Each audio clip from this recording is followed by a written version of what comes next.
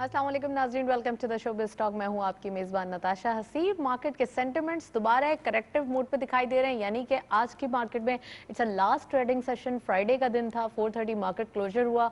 Overall 136 points का decline देखा गया। ओवरऑल 40,000 के लेवल पे मार्केट सस्टेनेबिलिटी दिखा रही है। इट मीन्स कि यहाँ से एक डिप की एक पर्सपेक्टिव देखा गया है, यानी कि एक प्रिस्क्रिप्शन की गई थी जो कि एक करेक्टिव मूड पे दिखाई दे रही थी। और मंडे से ऑनवर्ड्स ये भी कहा जा रहा था कि मार्केट के सेंटिमेंट्स दोबारा एक पॉजिटिव टेरिटरी परफॉर्मेंस दिखाएंगे, लेकिन अब तक सेंटिमेंट्स की वजह हम देख रहे हैं कि मार्केट के अंदर जो है वो काफ़ी हद तक पॉजिटिविटी दिखाई दे रही है। 40,000 का लेवल सस्टेनेबिलिटी के साथ नजर आ रहा है। इट मीन्स के मार्केट के सेंटिमेंट्स दोबारा से 40,000 से डाउनवर्ड्स यानी कि एक करेक्शन दिखाएंगे और फाइनली जो है वो एक दोबारा एक हेल्दी करेक्शन के बाद मार्केट के फंडामेंटल्स दोबारा वर्कआउट होते हुए दिखाई देंगे, जिसका इम्पैक्ट हम देखेंगे कि आने वाले दिनों में जो मार्केट के अंदर अपॉर्चुनिटी मिस कर गए इन्वेस्टर्स, वो उनके लिए एक अच्छा चांस होगा कि वो यहाँ इस डिप के अंदर बाइंग कर सकें। Let's have a look on first segment.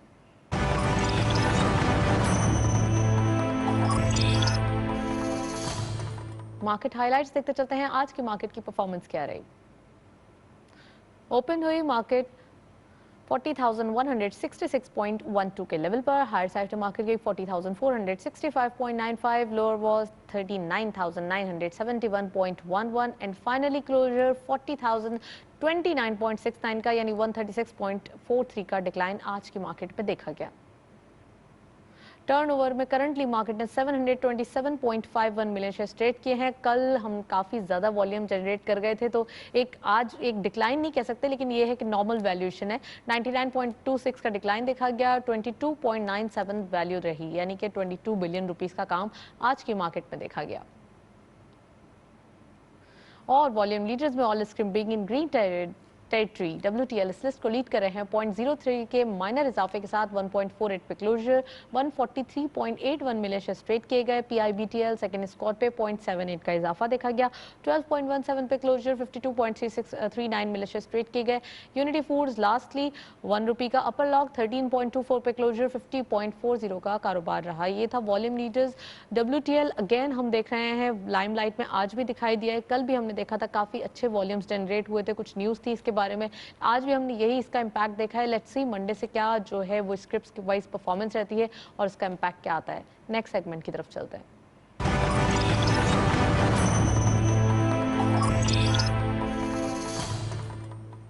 Topic of the day आज बहुत सिलेक्टिव है, क्योंकि वीक का लास्ट डे भी है और ओवरऑल वो सेक्टर जो काफ़ी अरसे से डिप्रेस दिखाई दे रहा था आज की मार्केट में, यानी कि जब से मार्केट जुलाई से एक बूम नज़र आया है, जब से हम देख रहे हैं, यानी कि ऑटो सेक्टर की बात हो रही है। ऑटोमोबाइल सेक्टर ओवरऑल काफ़ी अच्छा एक हेल्दी उसके अंदर जो है वो एक बूम आया है और हम देख रहे हैं एक अच्छी परफॉर्मेंस देखी जा रही है बिकॉज ऑफ लेवरेज इंडस्ट्री। यहाँ से जब जब एक्सपेंशन हो रही थी, इंटरेस्ट रेट जो है वो बढ़ता हुआ दिखाई दे रहा था, इसकी डिप्रेशन या टैक्स का हम कहेंगे इम्पैक्ट दिखाई दे रहा था। कार सेल्स में कमी आ रही थी, लेकिन अब ये सेक्टर में काफ़ी अच्छी परफॉर्मेंस देखी जा रही है। एक रिपोर्ट देखते चलते हैं, उसके बाद मजीद डिस्कशन करेंगे। फी जमाना गाड़ी जरूरत भी है और शौक भी, और नए मॉडल की गाड़ी किसे पसंद नहीं। मुआशरे में अच्छी गाड़ी एक स्टेटस सिंबल है और नई गाड़ी उससे भी ज्यादा अहम। सार्फिन की एक बड़ी तादाद हर नया आने वाला मॉडल खरीदती है और पुरानी गाड़ी घाटे में ही सही मगर बेचने को तैयार रहती है।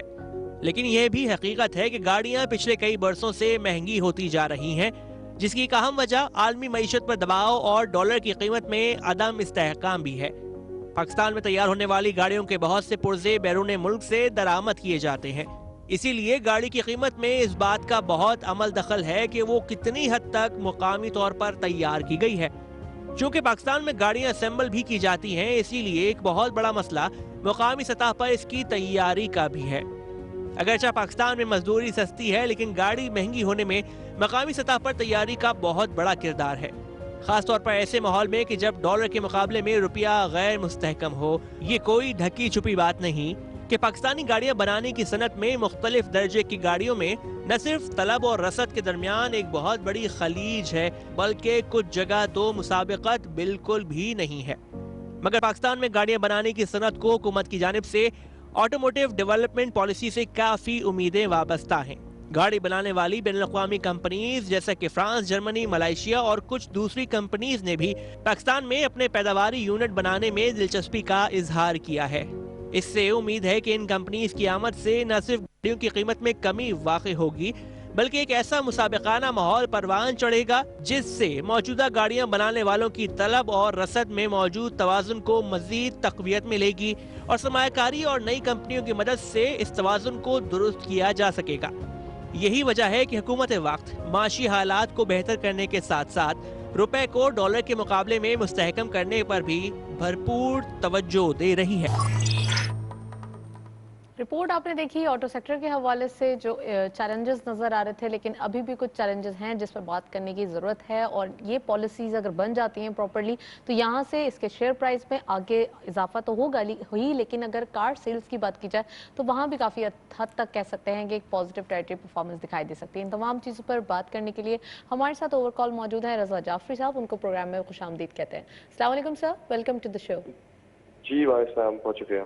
सर सबसे पहले ये बताइए कि ऑटो सेक्टर के हवाले से जो परफॉर्मेंस मार्केट के अंदर देखी जा रही है सिंस जुलाई की, अगर हम बात करें इस फिस्कल ईयर के स्टार्ट से, इंटरेस्ट रेट के कम होने के बाद जो एक इम्पैक्ट आया है, कितना ज़्यादा हेल्दी है ऑटोमोबाइल सेक्टर के लिए? जी बिल्कुल, यही वजह है कि पिछली बार अगर आप साइकिल देखें तो इन्हीं इंटरेस्ट रेट्स पे फिर ऑटो फाइनेंसिंग थोड़ी वायबल हो जाती है। और अभी भी अगर आप देखें बैंक्स के एडवर्टाइजमेंट्स आना शुरू हो गए हैं और उनकी फ़ोन कॉल्स आना शुरू हो गई हैं टू प्रोस्पेक्टिव क्लाइंट्स। हमारी जो अंडरस्टैंडिंग ऑफ कोर्स ये है कि देखें पिछले 2-3 महीनों में अगर खास करके अगर आप अप्रैल और मई के महीनों की बात करें या मार्च अप्रैल की बात करें तो ऑटो सेल्स तो बिल्कुल भी कुछ नहीं हुई थी क्योंकि लॉकडाउन्स थे। लेकिन पिछले महीने से सेल्स आना शुरू हुई हैं और हमारी जो बातचीत चल रही है ऑटो वेंडर्स से और ऑटो कंपनी से तो नज़र यही आ रहा है कि अगले 3 से 6 महीने में ऑर्डर पाइपलाइन कदरे बेहतर है। और अभी भी अगर आप बुकिंग कराने जाएं तो 2-3 महीने या इससे भी ज़्यादा का डिलीवरी टाइम है। तो इससे यही जाहिर होता है कि डिमांड कितनी स्ट्रॉन्ग है। लोगों ने ऑब्वियसली लॉकडाउन की वजह से अपनी परचेजेस पुट ऑफ कर दी थी, लेकिन अब ये लग रहा है कि ऑब्वियसली ये सारी जो बाइंग है ये आपको नजर आएगी in the second half of the year and early into 2021। तो डिमांड साइड से तो देखें कोई ऐसी तकलीफ नजर नहीं आ रही। बस यही देखना पड़ेगा कि ऑटो की कीमतें जो हैं वो ऑफ कोर्स प्राइसेस बढ़ी हैं क्योंकि रुपया डेप्रिशिएट पिछले साल भी हुआ था, फिर इस साल भी हाफ ईयर में हुआ है 6-7%। तो कीमतें थोड़ी बढ़ी हैं तो वो देखना पड़ेगा कि अफोर्डेबिलिटी कैसी है।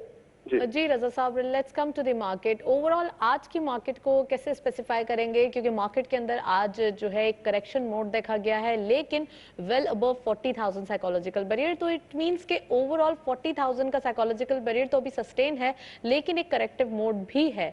आगे आने वाले दिनों में क्या ये पूरा वीक एक करेक्शन मोड पे दिखाई देगा या फिर अब कोई डिप वगैरह की वजह से ये जो है वो एक डिप देखी गई है?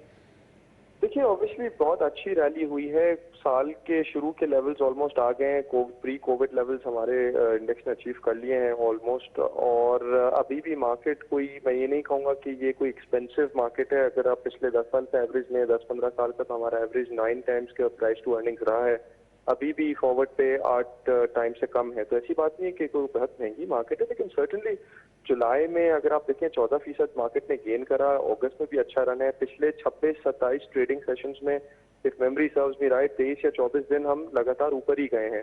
1-2 दिन ही ऐसे आए हैं जिसमें प्रॉफिट टेकिंग हुई है। तो देखिए अगस्त में अगर आप बात करें तो रिजल्ट्स आएंगे, ऑब्वियसली आगे बेहतरी नजर आ रही है, लेकिन रिजल्ट सीजन अभी जून क्वार्टर का आएगा जब लॉकडाउन अभी भी मौजूद थे, तो रिजल्ट थोड़े से वीकर साइड पे होंगे। बारिशें होना शुरू हो गई हैं, ऑब्वियसली उससे रिस्क फ्लडिंग का भी होता है, लोकस्ट अटैक्स का भी होता है। तो आई वुड थिंक कि जी ऑब्वियसली एक हमने लेवल अचीव करा है 40,000 प्लस का, यहाँ हो सकता है मार्केट थोड़ी कंसोलिडेट करेगी। मैं करेक्शन का लफ्ज भी मेरे ख्याल में मेरे लिए बहुत स्ट्रांग हो जाएगा यूज करना। सर्टेनली बाजार कंसोलिडेट कर सकती है, लिक्विडिटी बहुत स्ट्रांग है। इस इंटरेस्ट रेट्स पे आप देखें कहाँ पैसा लगाएंगे, ना आप गोल्ड में जाएंगे ऑल टाइम हाई में, ना आप बैंक में रखेंगे, इक्विटीज में पैसा आएगा। और domestic individual liquidity, high net liquidity बहुत स्ट्रांग है। बट सर्टनली थोड़ा सा इतनी तेज रैली के बाद पूरी कंसोलिडेशन अगर हो तो उसमें कोई हर्ज नहीं है, तो उसमें मौका मिलता है नए पैसे को आने का। तो मुझे तो अगर प्रॉफिट टेकिंग अगर थोड़ी बहुत नजर आए तो मुझे कोई उसमें कोई हर्ज नजर नहीं आता। मुझे तो उल्टा थोड़ी मीडियम टर्म रैली में कॉन्फिडेंस और आ जाएगा, ठीक है यहाँ थोड़े कंसोलिडेट हो जाए थोड़ी सी नीचे हो जाए तो कोई इसमें हर्ज नहीं, अच्छे गेन्स बने हैं। रजा, जो आपने जिक्र किया कि गोल्ड की तरफ लोग ऑल टाइम हाई है वहां नहीं जाएंगे, लेकिन ये ऑल टाइम हाई क्यों नजर आ रहा है? इंटरनेशनल मार्केट का इम्पैक्ट नजर आ रहा है, और अगर लोग अभी जाते हैं तो कुछ एक शॉर्ट टर्म ट्रेडिंग के लिए इज दिस सेफ के गोल्ड के अंदर इन्वेस्टमेंट कर दी जाए? देखिए, तो हम तो देखिए प्राइस टेकर है ऑन गोल्ड। हाँ, गोल्ड की कीमत तो इंटरनेशनल मार्केट्स में अगर ऊपर जा रही है, वो ऊपर इसलिए जा रही है बिकॉज ऑब्वियसली वहां पे भी मार्केट्स बड़ी हाई हैं। और देखिए, हमें तो ऐसा थोड़ा सा स्ट्रेंज लग रहा है बिकॉज हमारी मार्केट में तो अब रैली आई है, राइट। पिछले 3 साल से तो रैली नहीं थी। दुनिया की मार्केट्स तो ऑब्वियसली पिछले 2-3 साल से रैली कर रही हैं। तो जी। ऑब्वियसली वहाँ का परसेप्शन, रिस्क का परसेप्शन डिफरेंट है कि मे बी पीपल फील के वहाँ पे रैलीज हो गई हैं। दूसरा, अगर आप कोविड केसेस देखें तो अल्लाह का शुक्र है यहाँ पे तो कम ही हो रहे हैं, लेकिन दुनिया में एक सेकंड राउंड है। तो आई थिंक वो रिस्क चीजें रहते हुए ऑब्वियसली आपको दुनिया में गोल्ड की तरफ एपेटाइट नजर आए। हमारे डायनामिक्स थोड़े से डिफरेंट है। हमें लगता है कि ऑब्वियसली अगर हम इकोनॉमी में बेहतरी की बात करें, अब तो देखें लॉकडाउन का भी अनाउंस कर दिया है कि इफ ऑल गोज वेल तो अब लॉकडाउन चीज हो जाएंगे कम्प्लीटली। तो हमारी तो बिल्कुल बाजार का नक्शा अलग है। तो जिस तरह की रिटर्न्स इक्विटीज पोटेंशियली दे रही हैं अगले 12 महीने के होराइजन पे, शायद कोई और एसेट क्लास पाकिस्तान में ना दे। तो अगेन मैं वही कहूंगा कि देखिए, छोटा मोटा करेक्शन, छोटी कंसोलिडेशन से पॉजिटिव व्यू तो अभी चेंज नहीं होता। हाँ, छोटी मोटी हो सकती है सर्टनली। अगर आप अगले हफ्ते की बात करिए, बड़ी तेजी से बाजार बड़ी बढ़ेगा, तो कंसोलिडेशन अभी नजर नहीं आ रही गोल्ड प्राइस के अंदर। थैंक यू सो मच रजा जाफरी, आप हमारे साथ मौजूद थे, काफी डिटेल एनालिसिस था। कमोडिटीज का जिक्र हो रहा है तो नेक्स्ट सेगमेंट की तरफ चलते हैं, कमोडिटीज देखते हैं।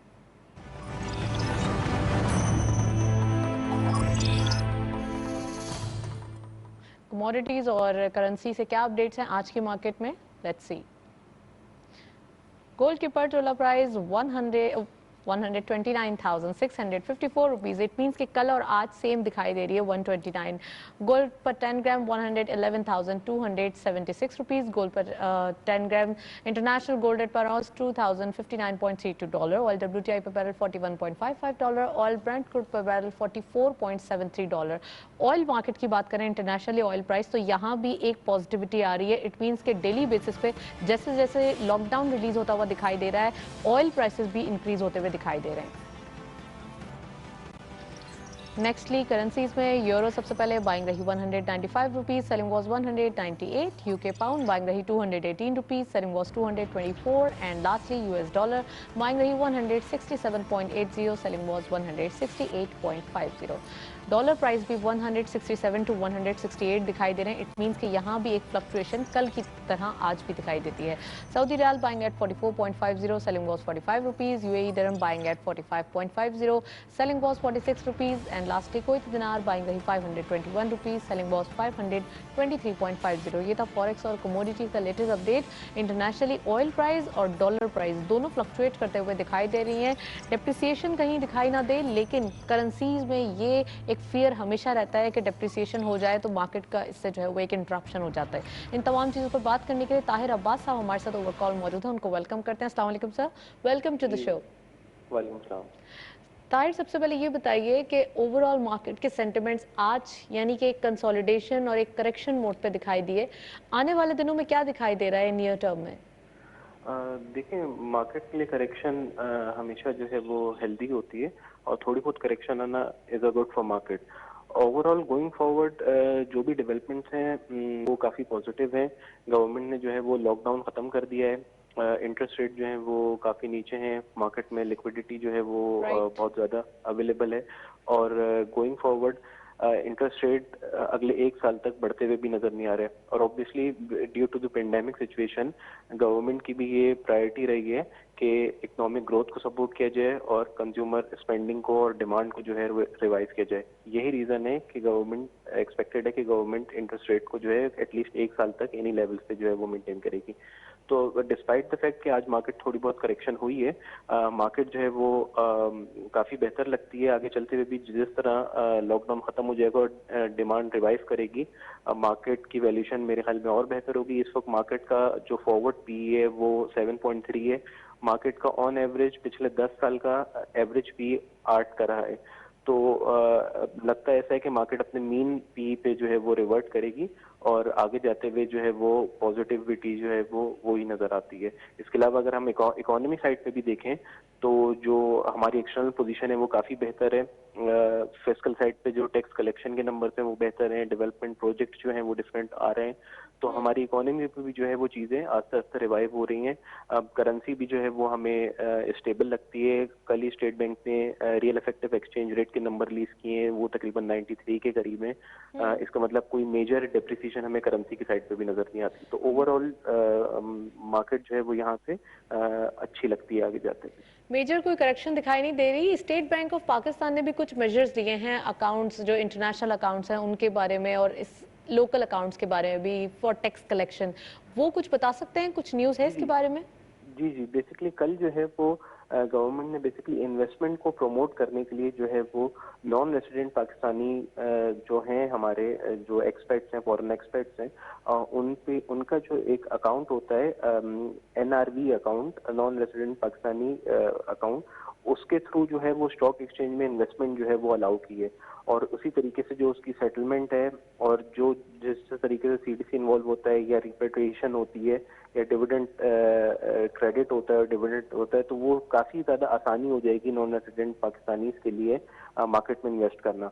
और लाइकवाइज जो रियल एस्टेट है उसके अंदर भी जो है वो गवर्नमेंट फैसिलिटेट कर रही है कि जो नॉन रेसिडेंट पाकिस्तानी है थ्रू दिस अकाउंट वो जो है रियल एस्टेट में भी जो ये इन्वेस्ट सिर्फ कर सके। इसीलिए किया है ताकि इन्वेस्टमेंट पाकिस्तान में आए किसी ना किसी तरीके से? जी बिल्कुल, कुछ ऐसी चीजें होती हैं ऑब्वियसली जो नॉन रेसिडेंट पाकिस्तानी है वो इन्वेस्ट करना भी चाहते हैं और वो चाहते हैं कि वो अपनी इन्वेस्टमेंट को पाकिस्तान की तरफ डाइवर्सिफाई करें।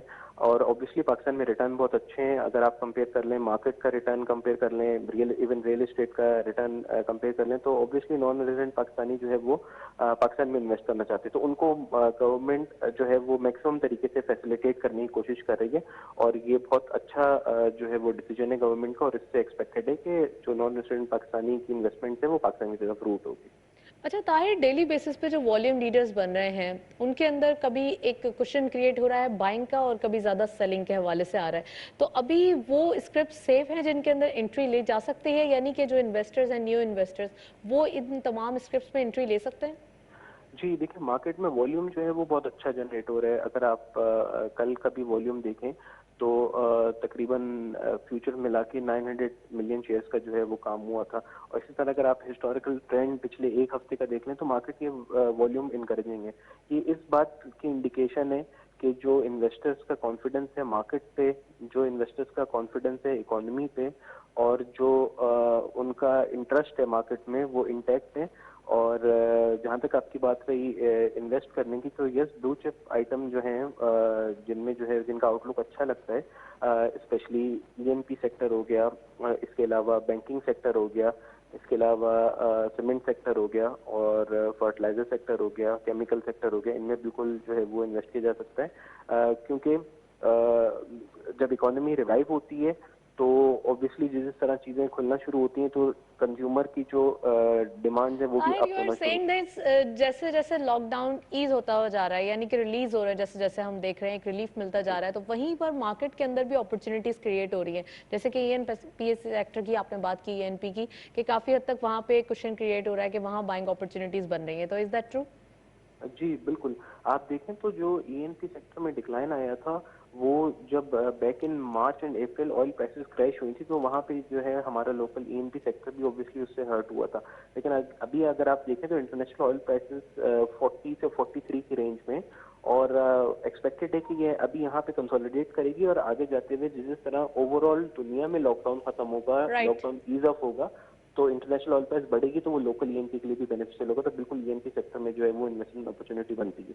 Thank you so much Tahir साहब, हमारे साथ मौजूद थे, काफी डिटेल एनालिसिस था मार्केट के ऊपर, और खासकर हम देख रहे हैं ओवरऑल सेंटिमेंट्स मार्केट के भी स्ट्रांग होते हुए दिखाई दे रहे हैं। एक कंसोलिडेशन पीरियड आज की मार्केट में देखा, मंडे से भी ये कंटिन्यू नजर आएगा, लेकिन उसके बाद सेंटिमेंट्स दोबारा एक बाइंग अपॉर्चुनिटी क्रिएट करते हुए दिखाई देंगे, और फाइनली जो ये 40,000 के लेवल्स हैं वो ऑनवर्ड्स जाते हुए दिखाई देंगे। दैट्स ऑल, प्रोग्राम को वाइंड अप करते हैं, इजाजत दीजिए। हमारा ईमेल एड्रेस नोट करिए जिससे you can give us feedback which is biztalk@ptv.com.pk। Feedback का इंतजार रहेगा। प्रोग्राम देखने का शुक्रिया, अल्लाह हाफिज।